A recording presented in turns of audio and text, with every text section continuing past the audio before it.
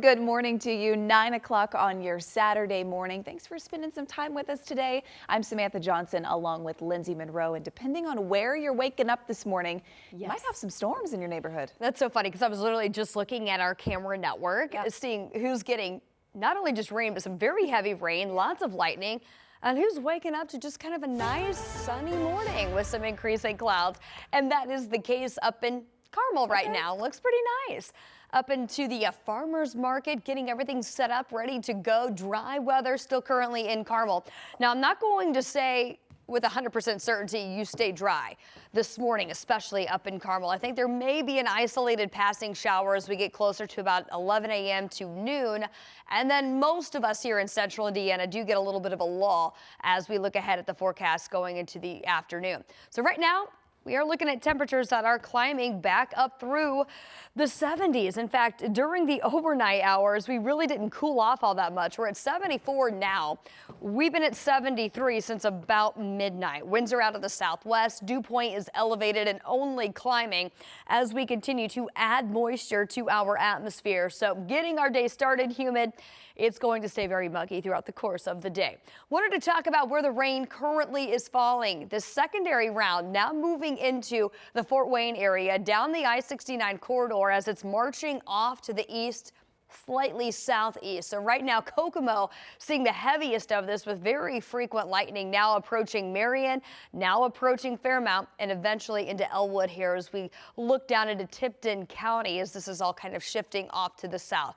So this has been some very heavy rain embedded within this, although not expecting this to be severe out there this morning. Greentown now seeing a lot of lightning, some very heavy rain now exiting across eastern portions of Howard County. This initial line triggered by this cold front that's still well off to our north. We're going to see this morning round kind of wrap up by about noon today. I do see a break in the rainfall, allowing temperatures to then climb back into the upper 80s. I know, 80s. It's going to be a really warm day. And then another round of some isolated to scattered thunderstorms redeveloping later on this afternoon. There is a chance the secondary round could contain a few strong to severe storms. So we'll get you updated latest from the Storm Prediction Center and the full forecast. It's upon us to help give our kids great spaces to be in. We don't want them to be in spaces where they really shouldn't be hanging downtown. This morning at 9, a story of crime and consequence, cooperation and community. A shocking murder that Indianapolis leaders say deserves a detailed conversation.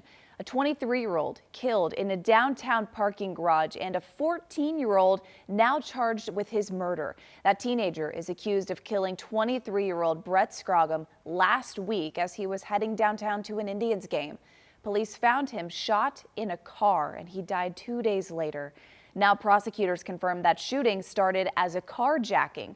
But many of the details in this case are still under seal, and that's because this case is in juvenile court. Prosecutors, though, are working to get it moved into adult court.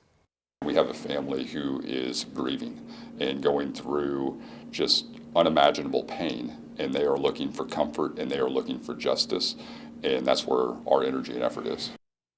The 14-year-old suspect cannot be publicly identified under state law. He is charged with murder, felony murder, attempted armed robbery, and dangerous possession of a firearm.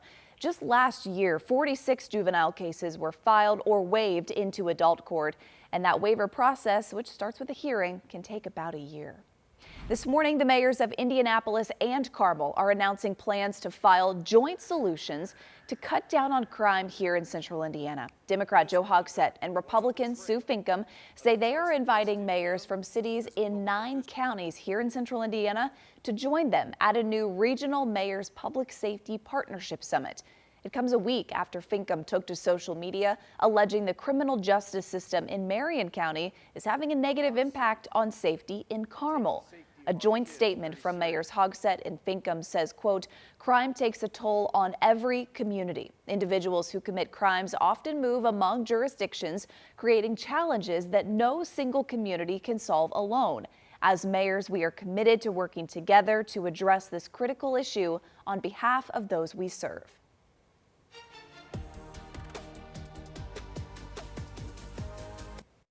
It's not good for the city of Chicago. I mean, it's an institution here. So them moving how do the fans feel about that? How do they commute to Indiana? I'm not sure the distance, but Soldier Field here is an icon.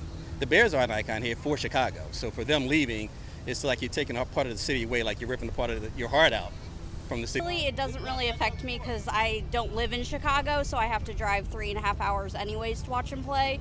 So them moving, it doesn't really affect me because I'm still going to have to drive 3.5 hours to watch them play. So it doesn't really affect it much. I mean, it's really just like 20-30 minutes away from where they are currently, and it's pretty close to Chicago. Oh, a lot of folks have an opinion on this one. It's either a game changer or much ado about nothing, depending on which fan you ask. But it's a vote that may rock the NFL. The Bears Board of Directors is advancing a stadium project here in Indiana. And if you go up to Hammond, you will see signs like this one welcoming the Bears to Indiana. Mariana Herron is looking into what this vote really means and why the move may not be a done deal just yet. Each word of the statement from Bears Chairman George McCaskey and CEO Kevin Warren is being carefully examined.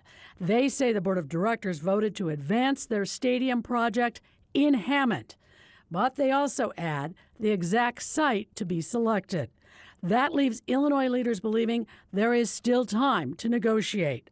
Governor Pritzker's spokesman says the Bears have been shifting their position on a stadium location. That has hindered their progress.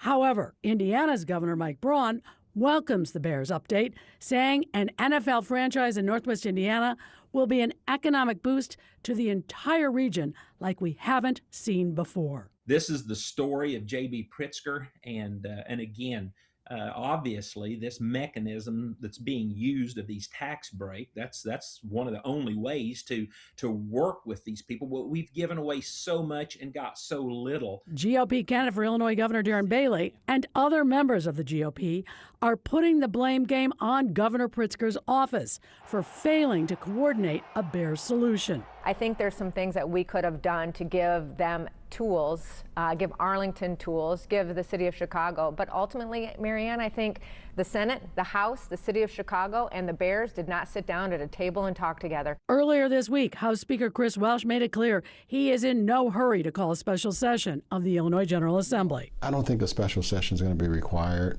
We're back in November. We've got a lame duck session in January. Mayor Brandon Johnson sees the Chicago site as still viable. Said in a statement, until we see shovels in the ground in Hammond, the city will continue to engage in discussions. We also tried to speak to the mayor this afternoon. Mayor, can you take a question from us? Hey, will they or won't they? A story we will continue to follow. Here at home, Comic-Con is back in downtown this weekend over at the Indiana Convention Center. From celebrity guests to cosplayers, it is going to be a party in downtown Indianapolis. Our Marina Silva, she is there before the doors open with a look inside, beginning day 2. Marina, good morning. Good morning, and a lot of exhibitors now getting here to open up their booths. We're seeing a lot of the sheets come off, seeing a lot of the cool things that they have in these booths. We're inside another one. This is all dedicated to props. I'm joined here with James, the owner. Good morning. How are you? I'm good. I'm excited to be here at Comic-Con. So you were telling me you have been here for the past actually more than a decade, right, at Comic-Con? Yeah, we were here at the very first one at a costume group, and we went out and passed out flyers in costume, like just downtown. So tell me, this is your booth. Tell me a little bit about what we've got all over. We do a bunch of different props and like helmets, things like that for both film and also a lot of cosplayers. We sell to, pretty much all over the world and a lot of different fandoms. So really a lot of times I can come in and have, people of all different walks of life find something they like in our booth. So we're looking at some of these. What are we seeing right now? Right now we're seeing, this is a prop from Expedition 33, which is a very popular game. This is a bunch of Arcane stuff. This is a bunch of Fallout things, and it's all inspired by these different fandoms. But then we also have some stuff that is our original our own kind of prop.